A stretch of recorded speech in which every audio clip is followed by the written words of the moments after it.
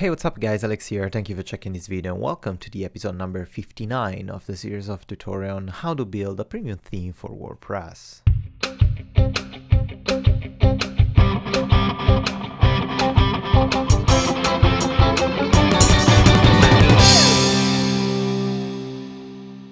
Welcome again. In this tutorial, we're going to continue the work we were doing on our custom contact form. And as I said in the previous lesson, we're going to take care of all the front-end part of the contact form. That means that we have to return some messages to the user, something to let them know if they're doing something wrong, and something to let them know that the message they sent is actually being processed and everything was right. So some user feedback, it's always important when we're treating a user input or something that the user has to interact with. So let's take care of that. First of all, if right now, because we wrote some HTML5 validation, something really simple, some HTML5 tags, if we click the submit button without running anything inside our inputs, we're gonna receive a message. Please fill out this field. This is good. This is kind of like a first layer of safety, but we cannot rely only on these things because these HTML5 validation of a contact form relies 100% on the browser. So based on the browser of the user, you could have different results if you're using Internet Explorer, especially Internet Explorer that doesn't support HTML5, but if you're using Microsoft Edge or Google Chrome or Firefox, Safari, you're gonna have an inconsistent type of response. It's gonna be styled based on the browser and based on the browser settings. So let's take care of that by leaving this in place just in case, but then having an extra layer of security with JavaScript. Let's access our code editor and let's access our ink folder, and inside the templates we need the contact form, that is the file that we're using to generate our contact form. So here we have to change a bunch of things. We have to add a bunch of things in order to use it properly with our messages. First of all, we're using Bootstrap, so we have our form group and form control. Bootstrap already has some error messages or some alert messages related to the form. So let's take care of checking which classes we can use from Bootstrap.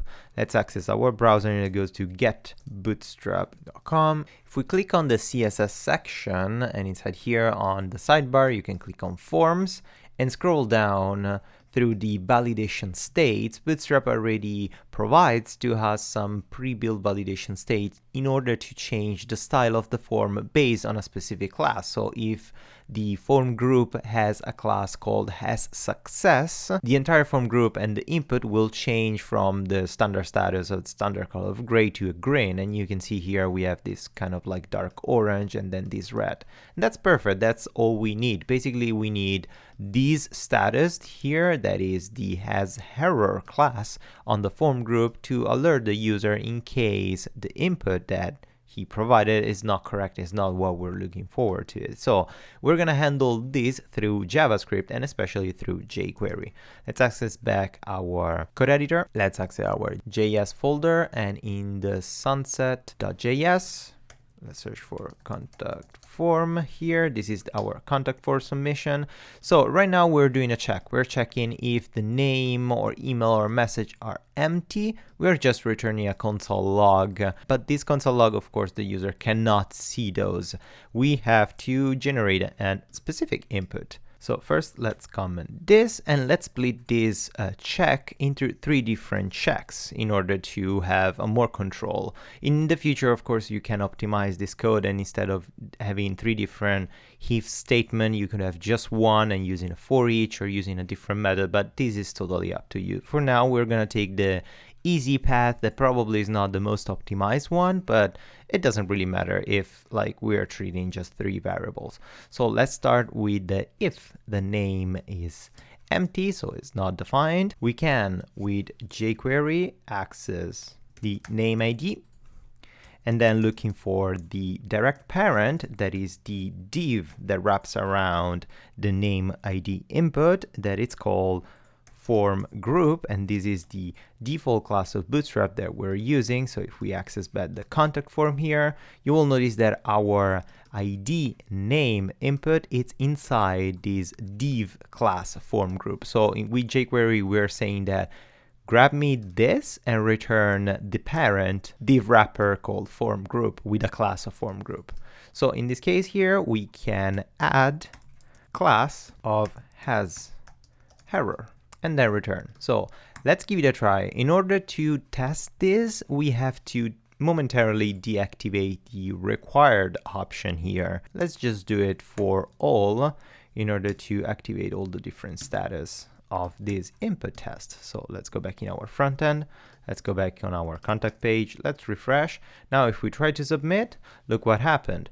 Did you notice now the input form is completely red only for the name because we checked and we detected what to do. And we apply, if we access our inspector here inside the input, we apply the class hasHerer to the form group.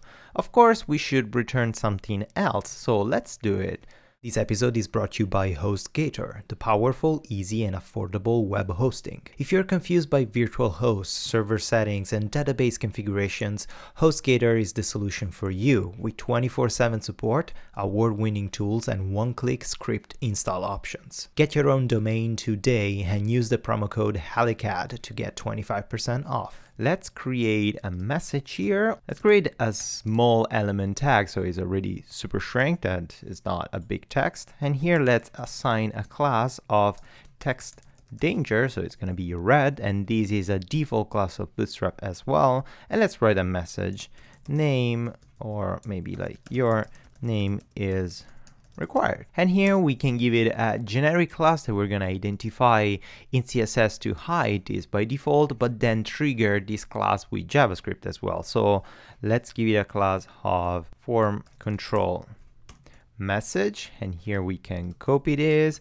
access our Sass file, sunset.scss. Let's scroll down to the contact form if we have it. We don't have a contact form area, so let's scroll down to the end and let's create a comment section or contact form. And here we can use this class form control message. Then we're going to assign a default display of none to make it non-visible. And just because we're here, let's apply this to all the other two inputs that we're asking in our contact form. So our text area and our email address.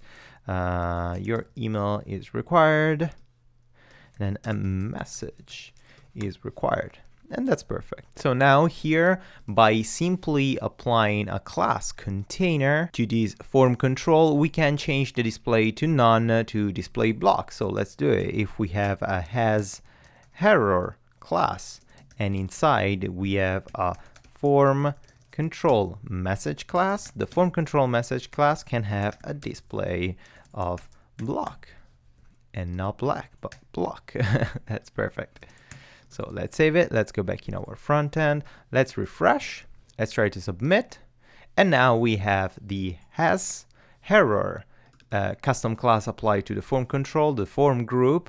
And because the style of the CSS that we specify, if this has a wrapper container with a class hasHerer, automatically is converted to a display block instead of a display none. So by default, it's not visible. If there's an error, already applies. Of course, this is a super quick method that pretty much doesn't use JavaScript, just CSS, but you can do a lot of different things. You could trigger this display block with jQuery by doing like a slide down, a drop down, or reveal, a fade in. You can have all different sorts of things, and you can customize your form in different way. But of course, I'm showing you the easiest way to give a consistent user input, a user feedback to the user if it's doing something wrong. So now let's keep activating all these options for also the other two inputs that we are requiring. So let's duplicate this for the email, and yeah, let's change the email, and let's duplicate this for as well the message. Let's save it. Let's go back in our front end. Submit, just the name. If I write the name, Alex, submit, your email is required. If I input my email, a message is required. There's also something you notice here. Even if I input the email, the class of error and the error message is still visible even if I actually submitted the form again and I get the second error message, like the next error message, these didn't disappear. So that's a check that we have to do every time we submit the form. And the easiest way to do it is just simply removing the hasHerer class from everywhere, because we know that in our JavaScript we are applying the class hasHerer only to the form groups that are failing, to those inputs that are failing our validation. So at the beginning of our form submission, right after the prevent default, we can simply apply a generic search for the class hasHerer, maybe with an initial dot and not a comma, and then just remove class and remove itself, hasHerer. So this search is kind of weird. Basically, we are saying to jQuery to search for all those divs, all those containers, all those elements in our page that have a class of a hasHerer, and remove that class. And that's perfect. That's the validation that we want. So now if we refresh our page and I submit, I'm going to get the first error, your name is required. If I check and I write my name and then I submit again, you see it disappeared. Because by default, every time we submit the form, we're going to remove those error classes. And also, yeah, if I keep doing it, it's so quick that I don't notice, but this class is actually being removed and reapplied immediately by our jQuery validation. So let's keep doing it by me@aligat.com. And then if I click submit, this message error disappears, and then I have a message is required. So that's perfect. Now, before sending the message, or at least if we want to send the message, this is a test message, and we click submit. Of course, the message has been submitted, and if we access our console, we have the console log message saved, thank you.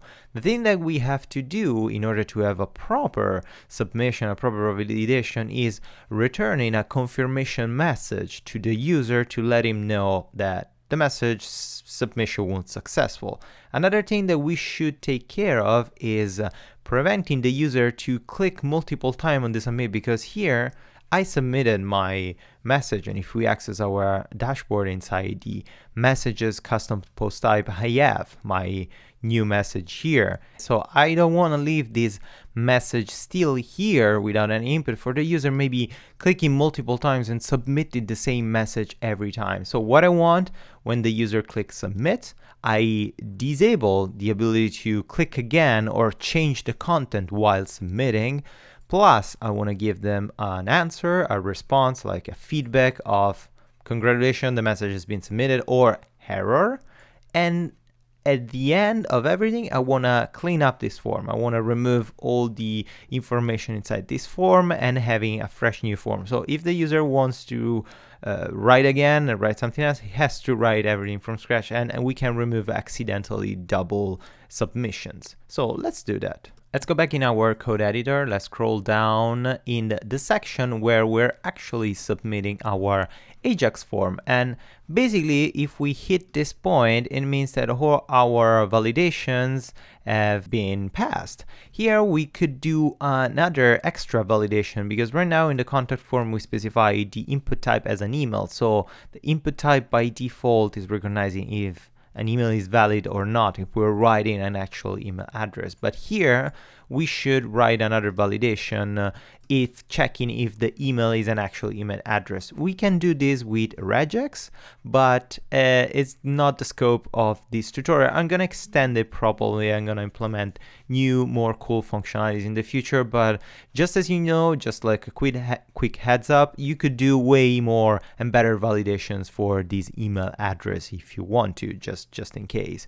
But if our code reaches this point of triggering the Ajax call, that means that our validations have passed, and we can actually safely submit everything to our PHP script in WordPress. But before doing this, we have to disable the input files and disable the button to avoid that the user accidentally submits again the same form multiple times. And plus, we want to give it a feedback. So let's do it again. Let's create, right below the submit button, let's create another small tag. And let's give it a class of text info that should be kind of bluish, the color of Bootstrap. And here we can write a message, submission in process, please wait. And of course, you could put inside here an animated GIF, or you could have an animated custom icon, or you could also put some CSS and create an animation only in CSS. You could do pretty much whatever we want. But here we can use the same class calling form control message. So by default, it's going to be hidden. And then in order to control this, let's give it a separated class that we're going to manage only with JavaScript. So we're going to manage a class called JS form submission. And then let's duplicate this to have a response. And this is going to be text success and JS form success. And let's duplicate again and text danger and JS form error. And here message successfully submitted. Thank you. And here there was a problem with the contact form. Please try again. Perfect. So now we have these 3 stages. If we go back in our front end, of course, we're not gonna see anything, like we're not gonna see those messages because by default, we're using the same class. So by default, that class hits hidden. So we're not gonna have the issue of seeing something that we don't want before triggering it. If we go back in our text editor and we access sunset.js, now we can do something. First, right before the AJAX call, let's disable all the inputs file inside our form. To do that, we can use the form. So we can do form.find, and inside here, we can search for all the input and then button, and we can assign the attribute disabled as disabled. Let's save it. Let's for now return this and avoid to trigger the AJAX call, because for now we're gonna test this submission a bunch of times. So let's see if these actually worked. Submit, it's not working, of course. Let's fill up with some data. Submit. And now, of course, as you can see here, because I submitted a form, I cannot write anything inside the name, the email, the text message I can write because this is a text error, so I forgot to check this. Good thing that we're testing while coding. And plus the button, I cannot click the button again, is momentarily disabled. And this is great, that's exactly what we want. So let's go back in our text editor and let's fix this small things. This is text area. Let's refresh again. Let's try again. Perfect. Now all my input fields and the text area are disabled, and plus the button. So while the jQuery, the AJAX submission, is taking care of saving and storing the message inside the backend, I cannot accidentally send this message again or click again multiple times. I have to wait. And now, just in this case here, we're gonna activate the message still with jQuery, but just simply looking for the unique class that we specified before. That is the only class that we're using here, and is the JS form submission. So we can safely copy that. Check with jQuery, and then here we could simply add a class of visible, or if we want to do something more fancy, we could do a fade in, or we could do like a slide down and define time of 300 milliseconds if we want. Let's save it.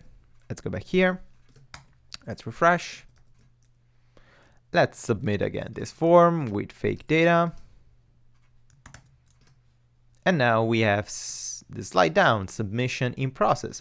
Please wait. And that's perfect. And it's aligned back. This is just like CSS styling. You can have it like display block or at the bottom, underneath, or here, whatever you want. We can style it this in CSS later on. But for now, it's good because the user right now knows that the form has been submitted.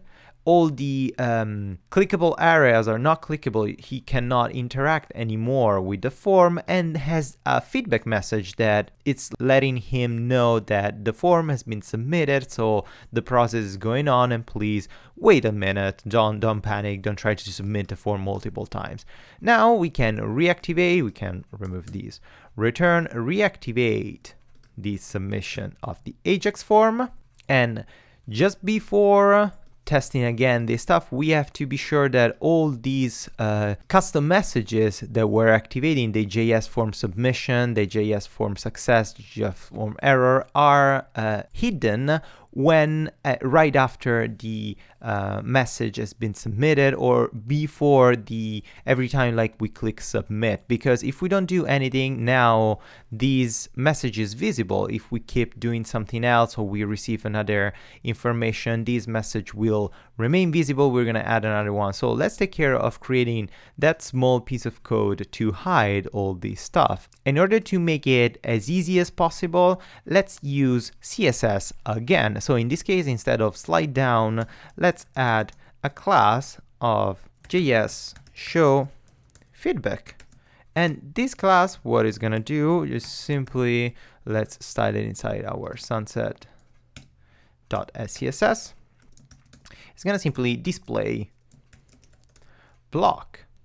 So having this class, the function or the functionality didn't work, because if we test again here, we refresh and we fill up again the form with all our information, then we submit. Now we still have the same result. We have the visualization of the custom message, but in this case, every time we submit a form, or every time we have to deal with removing the JS form submission and showing the JS form success or danger, we can just simply do the same thing that we're doing here. Looking for this class, the JS show feedback, and removing it everywhere. And this is the quickest and safest way to remove a feedback without checking for the specific feedback, remembering the name. Just manage everything with a simple class. Probably is not the fanciest way or the most animated and interactive thing, but it works. It's good for the user. There's no extra step for you. Your JavaScript is going to be like really light because you have just one single remove class call, and that's it. It's not going to be too complicated to maintain, to extend, or to do something better. So let's keep it extra simple. If we have an error message, we have to disable or re-enable all the input fields without deleting them, and returning an error message and giving the user the ability to resubmit the form just in case something went wrong without wiping it out. So let's do this by simply using this stuff. Let's copy and paste the same JS form submission, but in this case, first let's duplicate it. Here, let's remove the class JS show feedback. So we're gonna hide the form submission. Here, we're gonna have JS form error, and we're gonna add the class if it's the class that we define. Yes, JS form error. So this is gonna appear, and plus we can grab all these stuff. We're going to tell jQuery to find all the input buttons and text errors inside the form, and in this case, remove the attribute of disabled. So all those fields that have a disabled attribute are going to be disabled. So right now we are not going to trigger an error, but we can test it anyway. So let's test it as it was a success. So let's copy this stuff. And here, let's go inside the success function. The success function is returning 0 if the new post cannot be generated. So we cannot save the contact form. And we can treat this as an error, and that's perfect. So let's paste it here. All the same exact functions and specification like actions that we took here. Instead here, if we have a response different from 0, it means that we have the ID of the new post that have been generated.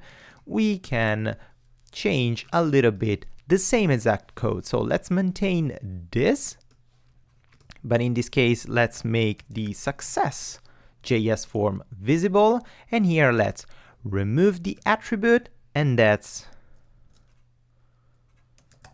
empty all the values by declaring val and passing an empty string inside the declaration.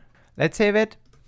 Let's go for now, just as a test, inside our ajax.php file, and let's scroll down in the section called sunset save function in the method that we're using to store our post ID. And for now, just as a test, instead of returning the post ID, let's return 0. So we're gonna pretend to trigger an error.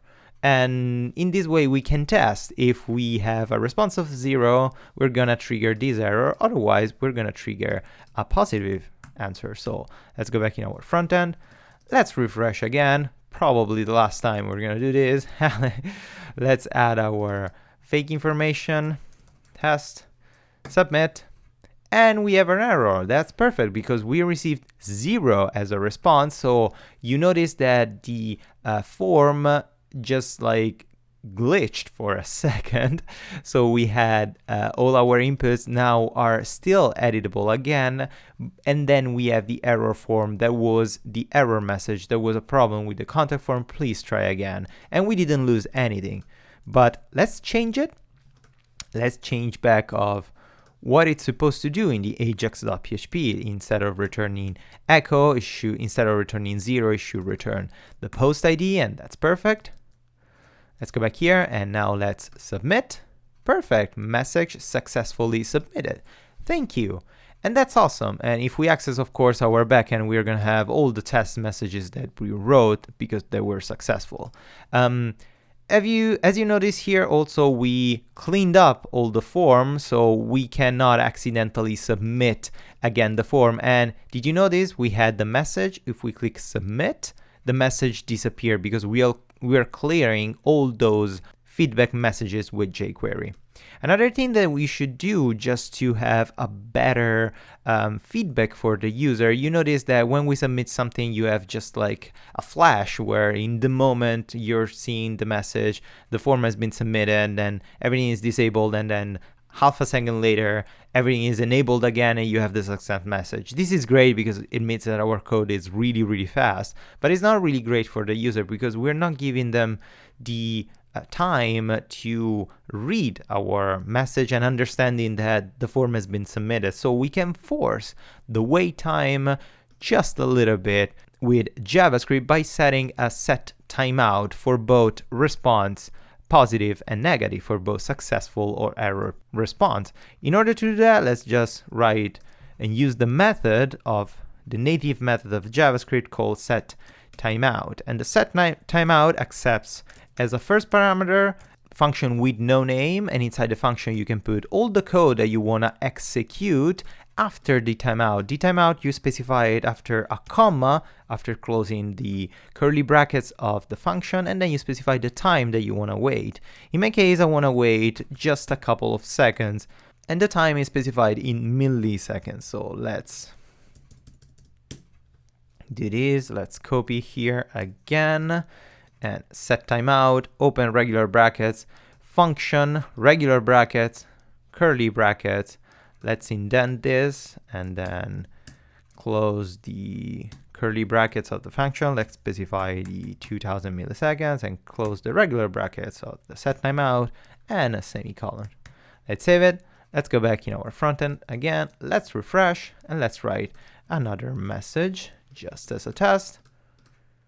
And test2, submit, couple of seconds waiting, and boom, message successfully submitted. Thank you, perfect. It's the same. We're not like slowing down our code. We're not preventing our code to save anything. We're just like waiting 2 extra seconds that we could maybe also speed up a bit, maybe like 1.5 seconds, because 2 seconds is kind of like too much. And in this way, with this set timeout, we could potentially have in our front end an animation, something like more engaging. This is like, it's just like the basic thing to have an input, a feedback for the user that it's submitted its form. Of course, like feel free to extend these jQuery options or using regular JavaScript, whatever the framework, in order to make it more engaging for the user, maybe having a better graphic. But in the next lesson, we're gonna take care of styling this contact form, having like a proper CSS application on it and not using like the default Bootstrap stuff. And plus, we're gonna take care of triggering the built-in email system of WordPress in order to submit the email to both the user and the administrator to let him know that the message was successful, and including the message inside the email submitted to the admin of the website. So it's pretty much it for today's lesson. I hope you enjoyed. If you did, please give it a thumbs up or subscribe to my channel. And if you want, you can spend a couple of minutes to check the support me page on my website, where you can find all different ways and methods to support me, support my channel, and help me to do better videos and better tutorials for you. Thank you again, guys, and until the next lesson, as usual, happy coding!